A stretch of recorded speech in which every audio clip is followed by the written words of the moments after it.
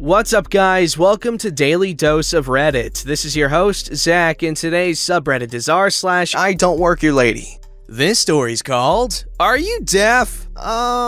So this just happened, and I'm actually kind of proud of it. A bit of backstory. I stay with my kids during the day and work nights. My husband and I have opposite shifts, so we can save on daycare. Because of this, I don't usually go grocery shopping during the week because it can be difficult getting my kids through the store. My daughter sometimes has meltdowns in big crowds. She doesn't have any sensory issues according to her doctor. We think she just doesn't like the noise or just gets tired easy, and that makes her fussy. I remembered that I was supposed to get party supplies for work today because one of the ladies there is going on maternity leave, and I have volunteered to help set up a party for her.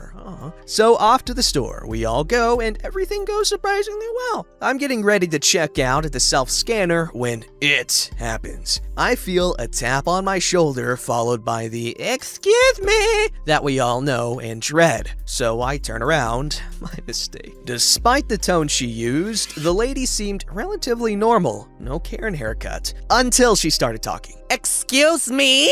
This won't scan." I look around and she is definitely talking to me. Now, I would normally help even if someone is rude because why not? However, her tone and pitch was harsh enough that my daughter started clinging to my arm. My son just doesn't care.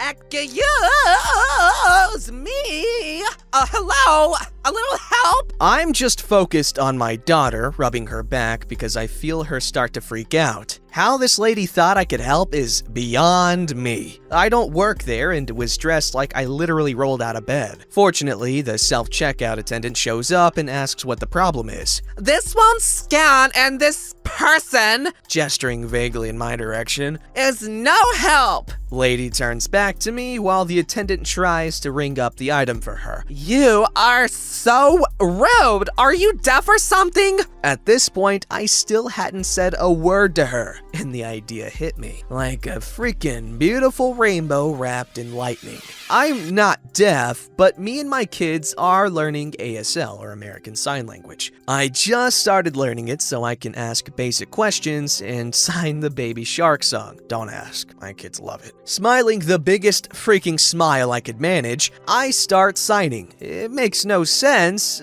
I'm basically just saying, "How are you? Do you want food? What is your name?" I know a little sign. Baby Shark song.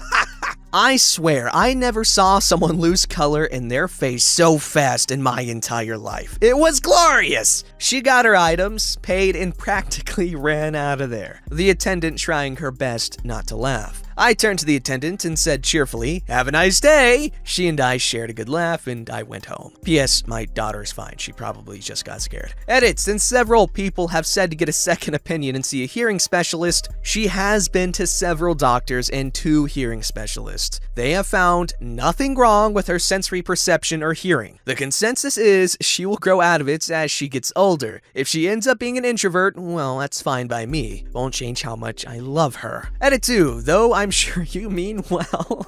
Please stop suggesting my daughter might be autistic, on the spectrum, have ADHD or other issues, and please stop suggesting we test her for insert name of issue here. Frankly, even if she had an issue, which every doctor we have seen over the last 2 years has resolutely said that she does not, I would never breach her privacy by discussing the specifics online, by discussing plausible medical issues with an online stranger who does not know her or has never met her. Yeah, that's the thing with Reddit. Everyone thinks they know everything. They might have a blog's post worth of knowledge on the issue, and they're gonna argue with someone who's got like 40 PhDs on various things within a specific category. Like, it's more beneficial to you and everyone around you to admit when you're out of your league so that you know that you can learn stuff, like, still, and people don't take your stupid falsehoods, things, words with false in them, as fact. Anyways, as I was saying, you should probably get her checked out. Alright, this story's called I Am Doing My Job. It's just not with this company. I'm not sure if this 100% fits here, but it is my story about dealing with an entitled Karen. I am a security guard. With the outbreak, we have gotten a lot of new companies and contracts, and there have been several stores that hire my company for mask enforcement. Basically, refusing service for anyone who tries to walk in without a facial covering. This event took place at one of these new contracts for a home improvement shop, one that promises that you can save big money shopping here. My job at this location is extremely simple and narrow. If I see someone walk in without a mask, I stand between them and the gate, inquire as to their lack of mask, and give them the option of purchasing a mask for less than 50 cents at the nearby customer service desk if they do not have one of their own. For the most part, people are kind and understanding. Many of them apologize, saying they forgot and quickly dig out a mask from a pocket or a purse and go on about their way. One day, however, I met the Karen. Here's the lineup. There's me, myself, which is a security guard, customer service employee, manager, and Karen. I just stopped an elderly gentleman and asked if he had a mask. He laughed, pulled it out of his pocket, saying he always forgets, puts it on, and walks through the turnstile. As I'm having the conversation with him, in walks Karen,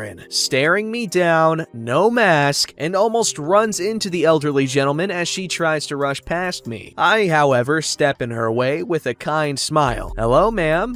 Do you have a mask today? No, and I don't need one either. I'm sorry. However, the store policy states that everyone is required to wear a mask. If you need one, you can get one over there. I point to the customer service desk for just 42 cents. I told you I don't need a mask. I just need a washing machine. Where are they? I don't know where the washing machines are. However, I can't let you pass this point without a mask. Please either get one on or see the customer service desk to purchase one. What do you mean you don't know where the washing machines are? What kind of incompetent worker are you? I'm not an employee of this store. I work for a third-party security company. I do not know the store, but you cannot go through these gates without a mask. During this time, Karen tries to walk around me multiple times. I keep stepping in front of her, keeping my hands low and calmly repeating, "You need a mask." You obviously work here, and I don't like your attitude. Either tell me where I can get a washing machine or get the hell out of my way. She, pointing to customer service employee, will be more than able to help you find what you need, as well as sell you a mask so you can shop here. At this point, customer service employee realizes that something isn't right. As for the most part, as a guard, I smile and wave, pace, and don't really interact with customers. So when I am no longer smiling, standing still, and speaking with a customer, this usually means that something is going wrong. Hello, what can I do to help today? She's looking. I want a washing machine and he refuses to tell me where they are. He just keeps getting in my way and telling me to wear a damn mask. I'm sorry, but he does not work within the store. His job is just to enforce the mask rules. I would be more than happy to help. Do you have a mask today? No, I don't have a mask and I'm not wearing one. Some long-winded rant about HIPAA and civil rights. Well, ma'am, he won't let you in without a mask, and unless you have one, I would be unable to assist you in getting the washing machine you want. I have had enough. Get me a manager now. Customer service employee then gets on her walkie and radios for the manager to come up. Hello, how are you doing today? I'm doing horrible. Your employees are useless, refuse to help me, and won't even let me in the store.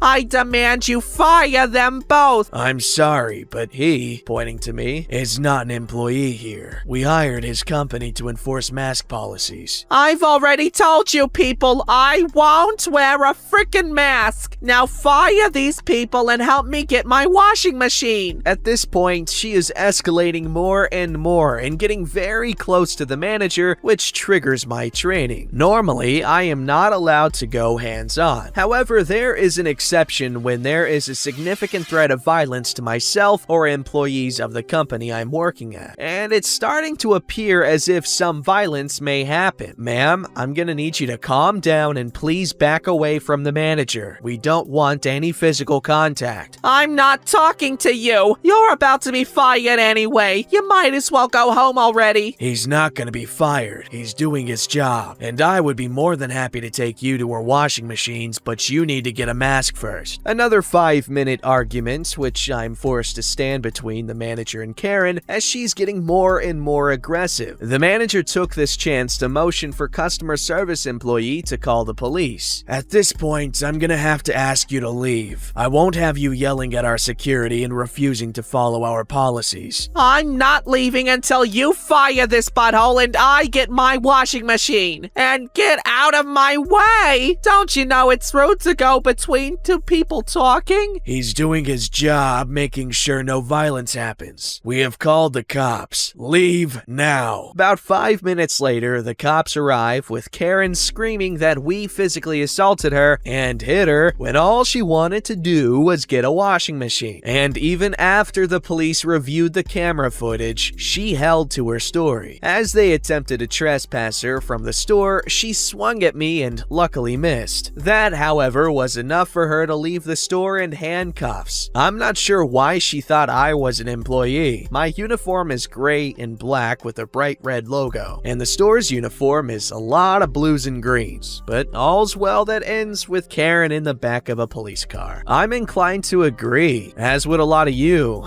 I know that a lot of people get upset when the Redditor doesn't press charges. Well, she got that treatment, I guess. No charges were pressed, but she did leave in handcuffs. This story's called, Today I Fudged Up by Teaching My Child Kisses Make Her Stop Hurting. Oh god. I really didn't think this could possibly backfire on me until about 30 minutes ago. My daughter is dramatic. She would step on a piece of dirt on the floor and fall down screaming, "Me her foot!" or hit her head on a pillow and make a huge deal out of it. We don't watch soccer, so I have no idea where this behavior came from. She is too. I am her mom, so she believes everything I say. I used this to my advantage and told her that kisses fix everything. Stub your toe? Get a kiss. Smack yourself in the face with a broom? Kiss. Cut your finger with a fake knife? It was going great. She caught on quick and instead of screaming, always asked for a kiss for her hurt. How could this go wrong? Well, I did not foresee the world falling apart and needing to work from home with my 6-month-old and 2-year-old. Some days, it's great. They are amazing and the only reason I'm staying sane. Other days, nothing makes you reevaluate your decision to have 2 kids 18 months apart like being trapped in a house with them 24/7. Kidding. Today is one of those days. My daughter was eating her breakfast while I was on a video call. She bit her tongue and started crying. She then stopped and I saw the look on her face. She recovered and I thought she figured it out on her own and forgot about it. So here I sit on a very important video meeting and my 2-year-old comes running in screaming, "Mommy, kiss tongue!" And I'm trying to shift my 6-month-old so I can turn off the audio and video. I managed to mute it after she screamed, of course, but didn't get the video shut off in time. My 2-year-old daughter sticks her tongue out and shoves it at me for a kiss as I'm opening my mouth to tell her no. And that's how her tongue went straight in my mouth while all my coworkers were watching. Next time on our series of unfortunate events, she will probably be naked climbing the cabinets in the background. It's funny. This story's called Today I Fudged Up by panic buying 40 packs of the hottest instant ramen on the planet without actually reading the description.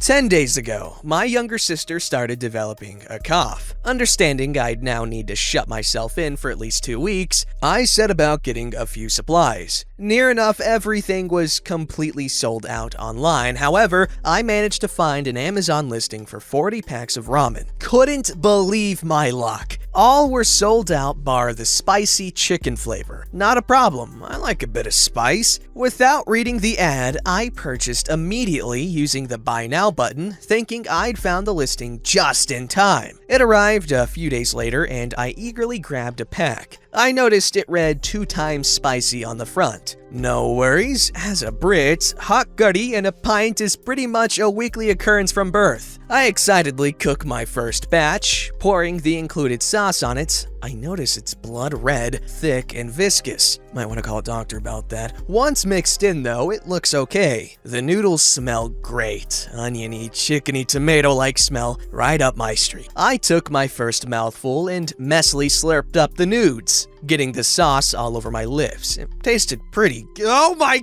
god, what the pain! It was immediately screaming hot, intense heat within 2 seconds flat. I coughed, inhaling some of the oily sauce and having it stick to the back of my throat, making me cough more and more. I ran for the milk, which offered me only temporary relief. I suffered through and finished the bowl. By the end, I was crying, sweating, pouring out from my nose, and had turned a lovely shade of red. I had a Google of the brand, and it turned out these are the hottest ramen available on the market. A limited nuclear fire edition released with double the spice of their already extremely spicy fire ramen. Just the originals are so hot that it becomes a trend online to film yourself attempt to eat a single pack. I now have 39 more packs of the twice as hot kind to get through. I refuse to let these go to waste. I'm 5 packs in so far. Each pack literally makes me cry. I sincerely regret buying. Let this be a lesson for anyone. Just shop normally and read things before buying them. Don't be a twat like me. P.S. My sister had a common cold, nothing to worry about. Edit, the noodles are Samyang 2x spicy fire chicken ramen. Alternatively, Google world's spiciest ramen. Edit 2, please get out of my DMs. I will not send nudes. Wow, apparently saying as a Brit I can handle spice makes about as much sense as saying as a fish I can handle dry land. Apologies for triggering the spice lords. Yeah, I was about to say something in the... I still am actually. Edit 4, so you're saying ketchup isn't spicy. I have started to piss streams of fire, genuinely painful burning sensation up through the inside and tip of my wingly wangler. Who'd have thought that was a thing? Don't forget to like, subscribe, and hit that bell to never miss an episode.